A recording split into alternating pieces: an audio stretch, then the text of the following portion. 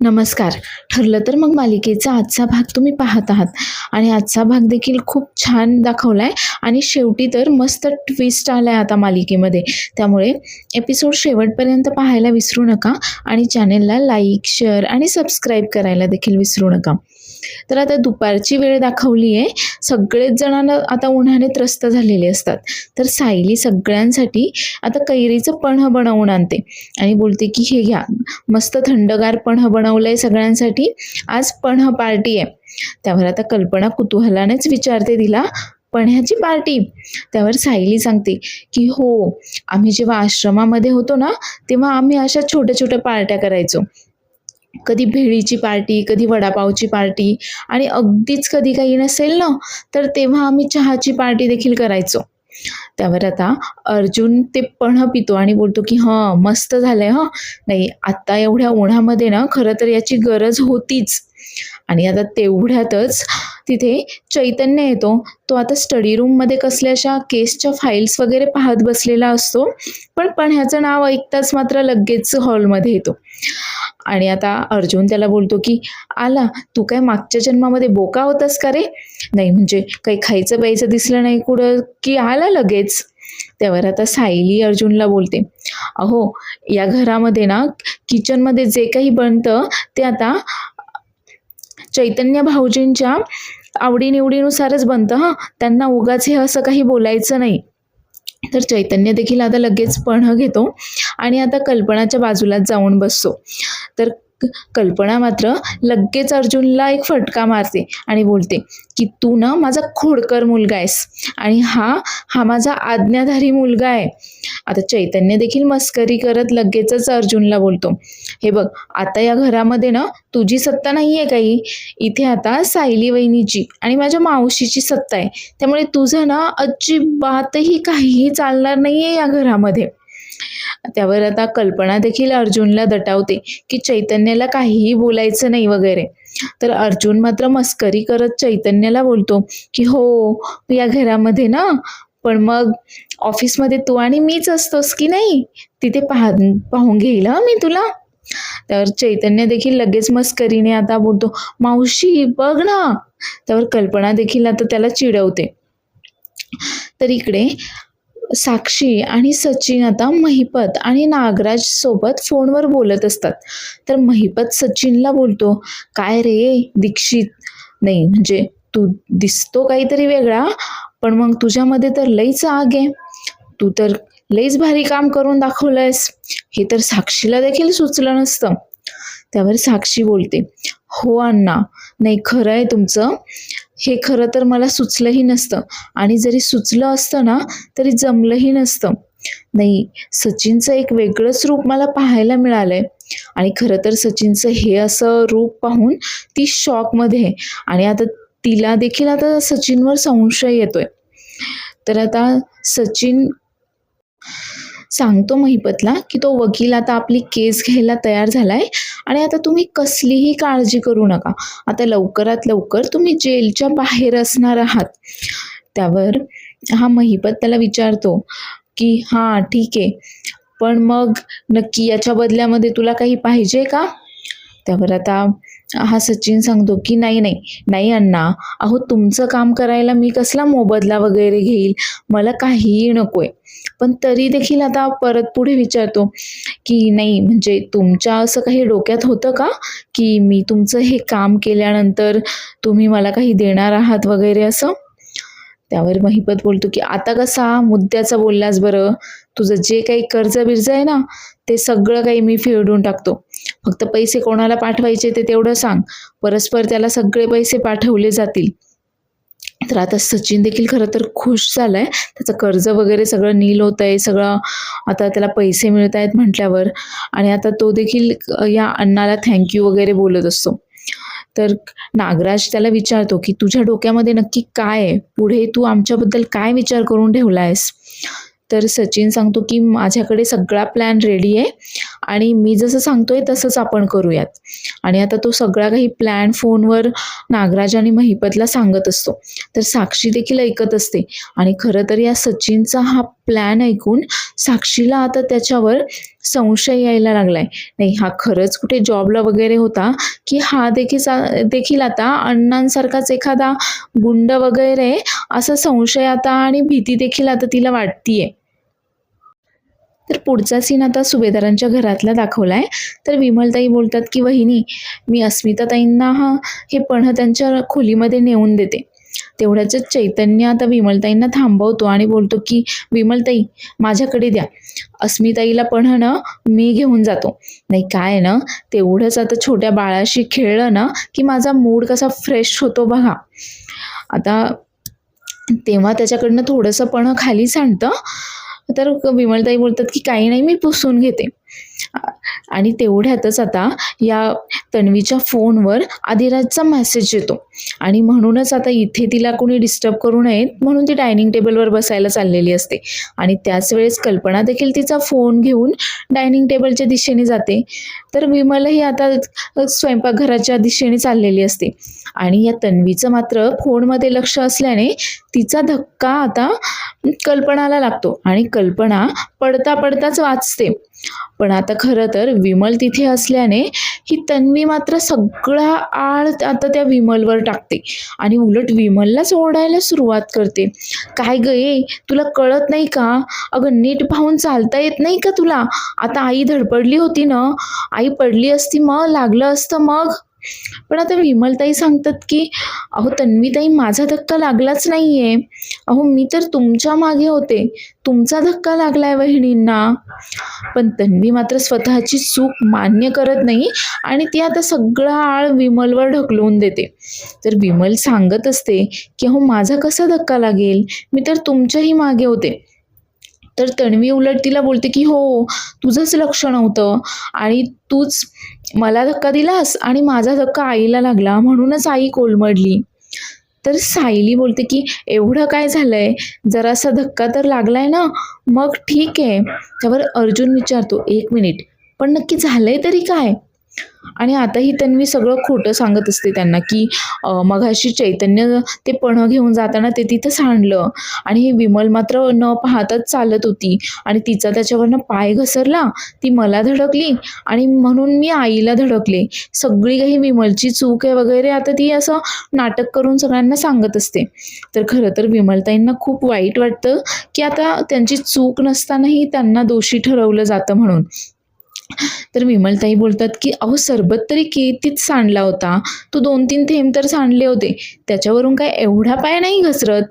आणि मी तर तुमच्याही मागे होते आणि माझा काय एवढा धक्का नाही बसणार की वहिनी पडतील वगैरे. तर आता ही तन्वी नाटकच करते आणि बोलते की म्हणजे सगळे मलाच दोष देतात आणि माझी काही चूक नसली तरी मलाच बोलतात वगैरे. असं बरंच आता ती रडून नाटक करायला सुरुवात करते की एकदा कानफाट्या नाव पडलं की कोणीही येतं आणि असं काही पण बोलून जातं वगैरे, असं काहीही बोलत असतं.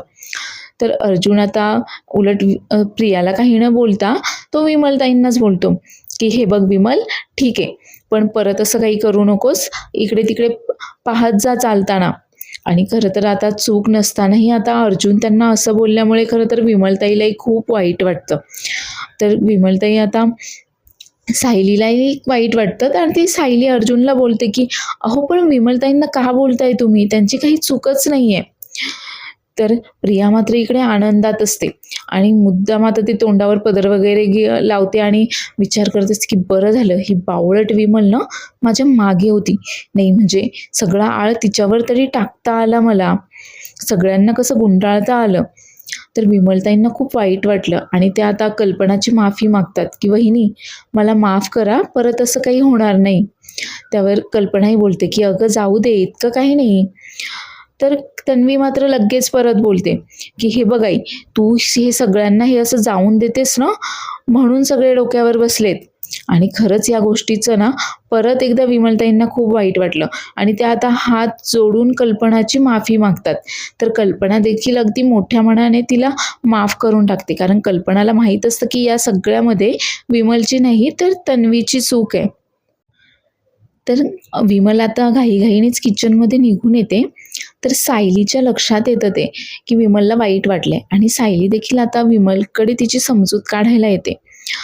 तर विमल बोलते, की "तुम्ही पाहिलत ना पण, दादा मला कसं बोलले?" त्यावर सायली बोलते, की "अहो हेच काय, या घरातलं कोणी देखील तुमच्यावर असं रागावणार नाहीये. कारण तुम्ही मनाने किती चांगले आहात ना, हे सगळ्यांना माहीत आहे. आणि ते प्रियाचं काय एवढं मनावर घेताय?" आता विमलताईंची समजूत काढून सायली देखील आता ते पाण्याचे ग्लास सगळे तिथेच टेबलवर असतात, तर ते ग्लास उचलायला येते. तर ही तन्वी मात्र मस्त त्या आदिराजसोबत चॅटिंग करत असते आणि चॅटिंग करताना मस्त गुणगुणतही असते. आता सायली मात्र मनातच विचार करते, की घरात एवढा मोठा गोंधळ घालून हिला थोडीही लाज वाटत नाहीये. लगेच गुणगुणतीये, "नाही, आदिराज भाऊजींशीच बोलत असणार आहे ही." तर सायली ते ग्लास वगैरे सगळे घेऊन आता किचनमध्ये येते आणि ती आता विमलताईंना हेल्प करत असते. तर तेवढ्यातच आता अश्विन घरी येतो. तो फोनवर बोलतच असतो. आता तो सोफ्यावर येऊन बसतो. तर तन्वी आता लगेच तिचं नाटक सुरू करते. आता तिच्या पदराने त्याचा घाम काय पुसतीये आणि त्याला विचारते, की "अश्विन, अरे कसा आहेस तू? खूप दमलायस का?" त्यावर अश्विनही सांगतो, की "हो, जरा दमलोय. पण तू एवढं प्रेमाने माझी चौकशी करतीयेस ना, आता माझा सगळा थकवा आता माझा दूर झालाय." आता सायली आणि अर्जुन हे सगळं तिचं नाटक पाहत असतात. कल्पनाही पाहत असते आणि खरं तर ही नाटक करतीये हे यांनाही माहिती आहे. पण यांच्या नाटकाचा आता या सगळ्यांना खरं तर त्रास होतोय. आता प्रिया मात्र जरा जास्तच नाटक करतीये. त्यावर आता अश्विन तिला विचारतो, की "नाही, पण आज तू अशी एवढी खुश का आहेस? एकदम सरप्राईजच मिळालं मला." त्यावर आता प्रिया बोलते, की "नाही, आता एवढा चांगला नवरा मिळाल्यावर सरप्राईज तर मिळणारच ना." त्यावर अश्विन बोलतो, की "बस, बस, हा विषय इथे नको. आपण खोलीत जाऊन बोलूयात." तर तन्वी लगेच आता पुढे त्याला बोलते, की मग मी तुझ्यासाठी कॉफी बनवून आणू का? की पन्हं आणू? सायलीने ना पन्हं केलंय सगळ्यांसाठी. खूप छान झालंय." त्यावर अश्विनही बोलतो, की "ठीक आहे, मग पन्हंच आण. खूप ऊन आहे बाहेर." आणि आता ती अश्विनला पन्हं आणण्यासाठी किचनमध्ये जाते. तर अश्विन देखील आता लगेच तिच्या मागोमाग इकडे कल्पनाकडे येतो आणि कल्पनाला बोलतो, की "मम्मा, पाहतेस ना तू? तन्वीने स्वतःला किती बदलवलंय बरं. ती सगळ्यांशी किती चांगलं वागतीये." आता खरं तर हे ऐकल्यावर सायलीचा मात्र खूप राग आलेला असतो तिला. तिची एकदम तळपायाची आगच मस्तकामध्ये जाते. आता खरं तर हे अर्जुनलाही पटत नसतं, पण तो मात्र शांतच असतो. पण सायली मात्र खूप चिडते आणि रागातच तावातावाने तिथून आता तिच्या खोलीमध्ये निघून जाते. आता हे कल्पनाच्या लक्षात येतं आणि कल्पना अर्जुनला खुणावते, की "हिला काय झालंय? जा पटकन हिच्या मागे आता आणि समजाव तिला." त्यावर अर्जुनही बोलतो, की "मी पाहतो हं तिला काय झालंय ते." आणि तिच्या मागोमाग अर्जुन देखील आता खोलीमध्ये येतो. तेवढ्यातच आता तन्वी पन्हं घेऊन येते अश्विनसाठी आणि बोलते, की "माझं कौतुक केलेलं ना तिला पाहावलं नाही, म्हणून अशी तावातावाने खोलीमध्ये निघून गेली." त्यावर कल्पना तिला बोलते, की "हे बघ, हे असं काहीही नाहीये. सायलीला काहीतरी काम वगैरे आठवलं असणार आहे, म्हणून ती खोलीमध्ये गेलीये." तर सायली इकडे खोलीमध्ये आलेली असते आणि तिच्या मागोमाग अर्जुनही आलेला असतो. पण आता सायली खरंच खूप चिडचिड करत असते आणि त्याला बोलते, की "हे काय? या फाईल्स इथे का ठेवल्या आहेत? या फाईल जागेवर ठेवता येत नाही का तुम्हाला? सगळ्या खोलीमध्ये ना नुसता पसारा लावून ठेवलाय. बघा बरं किती धूळ झाली आहे इथे." आता अर्जुन तिला समजावत असतो, की "अगं तू हे सगळं काही सकाळीच साफ केलंय. तू जरा शांत हो." पण सायली मात्र खूप चिडचिड करते. आता ती कपाटातनं कपडे वगैरे काढते, सगळे विस्कटवून टाकते. खूप चिडचिड सुरू असते तिची. त्यावर अर्जुन आता तिला समजावतो, की "हे बघ, अगं तुझी चिडचिड होते, तुला या सगळ्याचा राग येतोय ना, हे सगळं काही मला कळतंय. पण आपल्याला माहीत आहे ना ती नाटक करतीये म्हणून आणि हे आपल्याच फायद्याचं आहे ना." त्यावर आता सायली खरं तर खूप चिडते आणि ती बोलते, की मी तिचं असं डोकंच फोडेल आता. माझ्या अगदी डोक्यात गेलीये ती." आता अर्जुन तिला समजवायचा प्रयत्न करत असतो. पण सायली मात्र आता काहीही एक ऐकून घेण्याच्या मनस्थितीमध्येच नाहीये आणि ती चिडचिड करतच परत आता खाली निघून येते. तर अर्जुन बिचारा मात्र गोंधळलाय ती आता एवढी चिडल्यावर आणि विचार करतोय, की म्हणजे प्रियाकडची मिसाईल मी माझ्याकडे तर वळवून घेतली नाहीये ना? तर खाली इकडे आता अश्विन ते पन्ह पित असतो. आता कल्पना आणि विमलही तिथेच असते. सायली चिडचिड करतच खाली येते आणि अर्जुनही येतो तिच्या मागोमाग. आता ती अर्जुनला चिडूनच बोलते, आता माझ्या मागोमाग ना किचनमध्ये येऊ नका, इथेच थांबा. आता अर्जुन मात्र तिथेच थांबून तिच्याकडे पाहत असतो. आता किचनमध्ये जाऊनही आता तिचं भांडे वगैरे आदळापट काहीतरी चालू असतं रागाच्या भरामध्ये. आता कल्पनाच्याही लक्षात येतं आणि कल्पना हळूच विमलला बोलते, कदाचित ना आपल्या मागून हाच तिला काहीतरी बोलला असणार आहे, त्यामुळेच ती चिडली आहे बघ आता. त्यावर विमलताईही आता कल्पनाला बोलतात की हो ना, आणि आता काही यांचा राग लवकर शांत होईल असं वाटत नाहीये. तर इकडे ही प्रिया मात्र विचार करते, काय लहान बाळासारखे सारखे भांडत असतात बरं, आणि तरीही घरच्यांनी यांना एवढं डोक्यावर चढवून ठेवलंय. तर कल्पना मात्र अर्जुनला खुणावून विचारत असते की नक्की काय झालंय. अर्जुन मात्र तिला काही एक सांगत नाही, तिला तसंच खुणावतो. आणि आता कल्पना विमलला बोलते की पहा, आता अर्जुननं हे सगळे ग्लास वगैरे गोळा करून किचनमध्ये जाईल. तर अर्जुन तसंच करतो आणि आता अश्विन ते पन्ह पित असतो. तर अर्जुन ते पन्ह पिता पिताच त्याच्या हातातनं तो ग्लास घेऊन जातो. तर अर्जुन त्याला बोलतो की अरे शेवटचा घोट काही प्यायचा नसतो, ते टाकून द्यायचं असतं. तर अश्विन त्याला बोलत असतो की अरे छान झालं होतं ते, मला प्यायचं होतं, आण बरं तो ग्लास इकडे. पण अर्जुन काही ऐकत नाही. तर तन्वी मात्र इकडे त्या दोघांचं भांडण पाहून परत आता नाटक सुरू करते आणि अश्विनला बोलते की अश्विन, दमला असशील ना रे तू, मी तुझे पाय चेपून देऊ का. त्यावर आता अश्विन बोलतो की त्याआधी ना मी जरा फ्रेश होतो आणि कपडे देखील चेंज करतो, मी आलोच. तर तन्वी लगेच बोलते, मीही येते तुझ्यासोबत, चल. आणि आता दोघेही त्यांच्या खोलीमध्ये निघून जातात. आणि या तन्वीचं हे नाटक पाहून आता सायली मात्र अजूनच जास्त चिडते. तर अर्जुनला मात्र बिचारायला काय करावं तेच कळत नाहीये. आता अर्जुन मात्र हळूच पुटपुटतो, बस ना, सगळं आजच बोलायचंय का तुम्हाला. आणि आता अश्विन आणि तन्वी तिथनं निघून गेल्यानंतर कल्पनाही बोलते की विमल, अगं चल, आपल्याला खूप कामं आहेत, चल तू माझ्यासोबत. आणि त्यांना बोलते की सायली, अर्जुन, तुमचं चालू देत हं भांडण, आम्ही आलोच. आता सगळेजण तिथून निघून गेल्यानंतर फक्त सायली आणि अर्जुनच तिथे आहेत.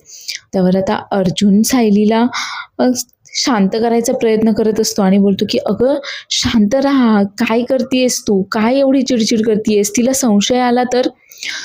त्यावर आता सायली खरं तर खूप चिडली आणि बोलते की अहो ते सगळं काही कळतंय मला, पण मला वळत नाहीये हो, कशी नाटकं करतायत पाहिलं का. आणि वर काय बोलतीये, मी तुमचे पाय वगैरे चेपून देते. किती खोटारडी मुलगी आहे ही, किती खोटं बोलतीये, किती खोटं वागतीये. आणि या सगळ्यामध्ये ना नुकसान अश्विन भाऊजींचंच आहे. त्यांना या सगळ्या तिच्या वागण्याची शिक्षा मिळणार आहे. त्यावर अर्जुन तिला समजावतो की त्याला प्रियाच्या वागण्याची नाही, तर त्याला स्वतःच्याच वागण्याची शिक्षा मिळणार आहे. नाही, आपण सगळेजण त्याला सांगतोय की ती किती चुकीची आहे, पण तरी देखील त्याला तिच्यावरच विश्वास आहे. ती सांगते की मी मैत्रिणीकडे चालली आहे, तर हा विश्वास ठेवतोय. ती सांगते की मी तुझे पैसे गरिबांना देतीये, तर हा विश्वास ठेवतोय. तिच्या सगळ्या गोष्टींवर हा विश्वास ठेवतोय. खरं तर ना त्याने आधीच तिला हाताला धरून बाहेर काढायला हवं होतं. आता या दोघांचंही अश्विनबद्दल डिस्कशन सुरू असतं. आता तोपर्यंत सायलीचा राग देखील थोडा निवळलाय. तर अर्जुन तिला पुढे विचारतो की मला तर खरं ना अश्विनबद्दलच खूप वाईट वाटतंय आणि तुझी देखील अश्विनबद्दलची तळमळ समजतीये मला. पण तुझा राग जर शांत झाला असेल तर एक गोष्ट सांगायची मला तुला, खूप महत्त्वाची. त्यावर सायली बोलते की हो बोला. त्यावर आता अर्जुन तिला पुढे अस्मिताबद्दल सांगतो. बोलतो की चैतन्याचं आणि माझं बोलणं झालं आणि चैतन्याने मला सगळं काही सांगितलं. म्हणजे अस्मिताई अगदी मोकळेपणाने त्याच्याशी सचिनबद्दल बोलली आज आणि तिला या सगळ्यातनं बाहेर पडायचंय. त्यावर सायली देखील बोलते की अगदी योग्य माणूस निवडलाय अस्मिताताईंनी. चैतन्य भाऊजी अस्मिताताईंना या सगळ्यातून बाहेर पडायला नक्कीच मदत करतील. त्यांना माहीत आहे की अस्मिताताईंना या सगळ्यातनं बाहेर कसं काढायचं ते. त्यावर अर्जुन देखील बोलतो की हो, कदाचित अस्मिताही सचिनबद्दल माझ्याशी किंवा अश्विनशी एवढ्या मोकळेपणाने सचिनबद्दल बोलू शकली नसती, पण तिने अगदी योग्य माणूस निवडलाय. तर आता रात्रीचा सीन दाखवलाय आणि अश्विन त्याच्याशी कुठल्याशा फाईल्स वगैरे पाहत बसलेला असतो. तर तन्वी आता तिचं काहीतरी काम करत असते आणि सतत फोनमध्ये पाहून कुणाच्या तरी मेसेजची वाट पाहतीये. आता अश्विन बोलतो की चल आत्ताचं काम तर सगळं काही झालंय, आता झोपतो. आणि हो तन्वी, तू देखील लवकर झोप हं. मग उशीर करतेस झोपायला आणि सकाळचं उठत नाहीस मग. त्यावर तन्वी त्याला बोलते की हो हो, अरे मी ना एका मेसेजची वाट पाहतीये, तेवढा मेसेज आला की झोपतेच बघ मी. आणि तेवढ्यातच तिच्या फोनवर मेसेज येतो. तर खरं तर त्या अधिराज फॅशन इंडस्ट्रीजचं आता ऑफर लेटर आलेलं असतं तिच्यासाठी जॉबचं आणि तिला दुसऱ्याच दिवशी लगेच जॉईन करायचं असतं. तर आता ती ऑफर लेटर पाहून ती खुश होते आणि खरं तर ते अश्विनने पाहू नये म्हणून आता त्याच्यापासून थोडंसं दूर येते. आणि तेवढ्यातच परत आता तिच्या फोनवर मेसेज येतो आणि ती पाहते तर तिने जी काही नोटीस वगैरे बनवायला सांगितली होती अतिक्रमणाची, ती नोटीस देखील आता बनवून आलेली असते. तर ती लगेच आता बोलते येस आता, आणि खूप आनंदातही असते. आता हे ऐकल्यावर अश्विन लगेच बोलतो की काय गं, अगं असा कसला मेसेज आलाय की जो पाहून तू एवढी खुश झालीस, मलाही दाखव. आणि आता तो तिचा फोन पाहण्यासाठी तिच्या जवळ जातो, पण ही मात्र लगेच तिचा फोन लपवते आणि अश्विनला बोलते की अरे मला ना जॉब लागलाय. आता जॉब वगैरे तर अश्विनला काही कळतच नाही की हिला जॉब कसं काय अचानक वगैरे. त्यावर तो विचारतो की असं अचानक नाही, म्हणजे अगं तू मला काहीच सांगितलं नाहीस ना की तू जॉब शोधतीयस वगैरे. तू कधी अप्लाय केलंस आणि कधी मिळाला तुला हा जॉब? त्यावर आता तन्वी लगेच खोटं बोलते की नाही अरे, म्हणजे मी असं जॉब वगैरे शोधत नव्हते काही, ते असंच मी सहज माझ्या एका मैत्रिणीला बोलले की माझं एवढं फॅशन डिझायनिंग झालं आहे पण मग मला पुढे काही करता नाही आलं आणि तेव्हाच तिने मला सांगितलं या जॉबबद्दल आणि मी ॲप्लाय केलं, म्हणजे असं सहजच ॲप्लाय करून दिलं मी आणि बघ ना माझं सिलेक्शनसुद्धा झालं, अरे ऑफर लेटर आलं आहे माझं. त्यावर आता ते ऑफर लेटर ती दाखवते अश्विनला आणि अश्विन ते पाहतो की अधिराज फॅशन इंडस्ट्रीजमधनं हिला ऑफर लेटर आलं आहे आणि ते पाहून खरं तर अश्विन देखील खूप खुश होतो आणि बोलतो की मला खरंच खूप आनंद झाला आहे तुझ्यासाठी आता, आणि तिला मिठी देखील मारतो. तर तर ही प्रिया मात्र आता त्याला खोटं सांगते की मला आता उद्याच लगेचच्या लगेच जॉईन करावं लागणार आहे. त्यावर आता अश्विन देखील सांगतो की अगं जॉब म्हणजे थोडेफार चॅलेंजेस येणारच आहेत, एवढं काही नाही, तू उद्यापासून जॉईन हो आणि हो लवकर उठ त्यासाठी. त्यावर आता प्रिया देखील अगदी नाटक करत त्याचा हात वगैरे हातात घेते आणि बोलते की तू किती छान नवरा आहेस ना, नाही म्हणजे तुझ्या जागी दुसरा कोणी असता तर कसं बोलला असता की तू काही मला हे सांगितलं नव्हतंस तू जॉब शोधतीयस वगैरे, अजिबात नाही, तू घरातच बस, तू काही जॉब करायला जाऊ नकोस, असं तसं किती सपोर्ट करतोस बरं मला. त्यावर आता अश्विन देखील तिला बोलतो की अगं मी तुझ्यासाठी खरंच खूप आनंदात आहे, बरं ठीक आहे मी झोपतो आता, तू देखील सकाळचं लवकर उठ आणि झोप आता. तर ही मात्र तोपर्यंत फोनच पाहतीये आणि अश्विनला सांगते की मी अलार्म लावते फोनवर. आणि आता ती त्या शांतावर लक्ष ठेवायला लावलेलं असतं त्या मुलाला मेसेज करून सांगते की पुढे काय करायचं आहे माहीत आहे ना तुला, मग आता कामाला लाग. तर आता डायरेक्ट दुसऱ्या दिवशी सकाळचा सीन दाखवलाय की आता या मुलाने देखील ती नोटीस आता शांताच्या दरवाजावर लावलेली असते आणि सकाळी सकाळी तो गोंधळ करून आता सगळ्या माणसांना त्या चाळीतल्या जमा करतो आणि बोलतो की हे पहा, शांता मावशीच्या घरावर नोटीस लागली आहे, तिचं घर अतिक्रमणामध्ये जाणार आहे, पण आता हे कोण सांगणार शांता मावशीला, ती तर किती दिवस झाले घराकडे फिरकली नाहीये. तर तेवढ्यातच एक मुलगी असते तिथे, ती आता त्या नोटीसचा फोटो काढते आणि अर्जुनला फोन करते. आता ती अर्जुनला सांगते की शांता मावशीचं घर आता अतिक्रमणामध्ये जाणार आहे, इथे नोटीस लागली आहे आणि आता तिला ते घराचे सगळे कागदपत्र वगैरे घेऊन ऑफिसला जमा करायला जावं लागणार आहे 2 दिवसाच्या आत.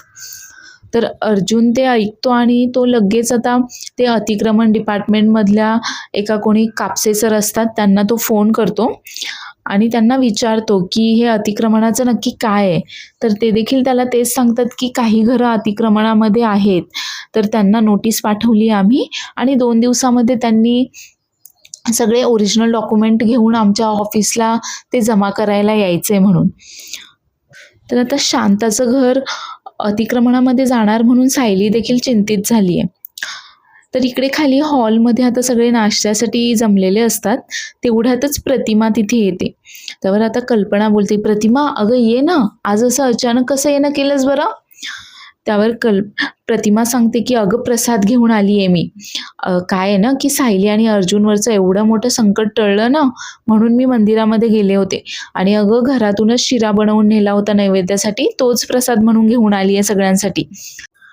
तेवढ्यातच आता तिथे अश्विन आणि तन्वी देखील येतात आणि आता अश्विन बोलतो, प्रतिमा आत्या तू शिरा आणलायस का? अगं मला दरवाजातूनच त्याच्या घमघमाटाने कळालं. आता तन्वी ही नाटक करत बोलते, बरं झालं ना, आता सगळ्यांचं तोंडही गोड करता येईल. आणि आता अश्विन बोलतो की तन्वीला खूप महत्त्वाची आनंदाची बातमी तुम्हाला काहीतरी सांगायची आहे. आणि आता तन्वी पुढे बोलते की मला तुम्हाला हे सांगायचं आहे की मला ना जॉब लागला आहे अधिराज फॅशन इंडस्ट्रीजमध्ये आणि मला आजच जॉईन करायचं आहे. त्यावर कल्पना देखील तिला बोलते की हो ठीक आहे, नाही म्हणजे तुला तुझ्या आवडत्या क्षेत्रामध्ये काम करायला मिळतंय हे चांगलं आहे, पण मग फक्त मन लावून काम कर म्हणजे झालं. आणि आता खरं तर ही जॉबचं त्या इंडस्ट्रीचं नाव सांगताना सांगते की अधिरा. आणि आता अश्विनच्या लक्षात येतं की हे अधिरा नाही, हे तर अधिराज होतं. त्यावर अश्विन बोलतो की अगं तू चुकीचं सांगितलंच, अधिरा नाही अधिराज होतं. अगं मी तुझ्या त्या ऑफर लेटरवर नाव पाहिलं होतं, अधिराजच होतं. आता तन्वी मात्र त्याला वेड्यात काढत बोलते की नाही अरे अधिराज नाही अधिरा होतं, हे पहा बरं. आणि आता ती मोबाईल दाखवते आणि त्या मोबाईलमध्ये देखील आता तिने ते ऑफर लेटर एडिट केले आणि अधिराज नाव काढून तिने अधिरा नाव टाकलंय आणि ती आता सगळ्यांसमोर अश्विनला वेड्यात काढतीये. तर अश्विनला खरं तर विश्वास नाही बसत. अश्विन बोलतो की अगं हे असं कसं झालं बरं? नाही म्हणजे मी तर पाहिलं होतं, वाचलं होतं मी, माझ्या लक्षात नाही राहिलं, असं कसं होईल? तेव्हा आता ती अश्विनला बोलते की होतं अरे कधी कधी असं, नसेल तुझ्या लक्षात राहिलं. आईचं पण नाही का असंच व्हायचं, ती विसरून जायची आणि मग तिच्या लक्षात आणून द्यावं लागायचं की अगं तू हे केलंयस, तू ते केलंयस म्हणून. आता तिचं हे बोलणं ऐकल्यावर प्रतिमा मात्र थोडं रागानेच आता तन्वीकडे पाहते आणि तर तन्वी मात्र सांगते की माझा आज पहिलाच दिवस आहे, मला निघायला हवा आणि तिथून निघून जाते. अश्विन मात्र अजूनही त्याच गोष्टीच्या विचारामध्ये असतो. त्यावर कल्पना त्याला विचारते की अरे काय झालं? त्यावर अश्विन बोलतो की नाही मी वाचलं होतं, असं कधी होत नाही की मी एकदा वाचल्यानंतर असं लवकर विसरतो म्हणून, मला आता थोडी जास्त काळजी घ्यायला हवी आहे. आणि आता अश्विन तिथून निघून जातो. तर प्रतिमा सगळ्यांना सांगते की तन्वी ना मला देखील हे असंच करायची, मला देखील ती हे असं गोंधळवून टाकायची आणि तेच आता ती अश्विन बरोबर करतीये. त्यावर सायली बोलते की हो, आणि आपल्याला हे सगळं काही माहीत आहे, प्रियाचं हे सगळा प्लॅन नाटक आता जास्त वेळ काही चालणार नाहीये. तर पुढील भागामध्ये आपण पाहणार आहोत की ही शांता आता सायली आणि अर्जुनला फोन करते आणि त्यांना विनवणी करते की मला फक्त एक दिवस जाऊ द्या, मी माझ्या घरामधनं ते कागदपत्र घेते आणि त्या ऑफिसला जमा करते. अहो माझ्या घरावरचं छप्पर जाईल हो, नाहीतर असं होईल. तर आता सायली अर्जुन खरं तर तिला समजावण्याचा प्रयत्न करत असतात, पण ती मात्र शेवटी तिला जे करायचं तेच करते. ती त्यांचं न ऐकता ते डॉक्युमेंट जमा करण्यासाठी आता तिच्या घरी फायनली जातेच. तर इकडे ही तन्वी मात्र मस्त अधिराज सोबत फिरते आणि हा अधिराज देखील सगळं काही कॅमेरामध्ये रेकॉर्ड करून ठेवतो आणि तिला मस्त गिफ्ट्स वगैरे देखील देतोय. तर पोलीस आता अर्जुनच्या गाडीचा पाठलाग करतात आणि त्याला डिक्की खोलायला सांगतात. आता ती डिक्की खोलल्यानंतर अर्जुन मात्र शॉकमध्येच येतो, कारण त्याच्या गाडीच्या डिक्कीमध्ये या शांताचा डेड बॉडी पडलेली असते त्यामध्ये आणि पोलीस आता अर्जुनला अटक करून घेऊन जातात. तर हा ट्विस्ट मात्र आपल्याला उद्याच्या एपिसोडमध्येच पाहायला मिळेल, त्यामुळे उद्याचा एपिसोड देखील अजिबातही मिस करू नका. आणि आजचा एपिसोड आवडला असल्यास चॅनेलला लाईक, शेअर आणि सबस्क्राईब करायला विसरू नका. धन्यवाद.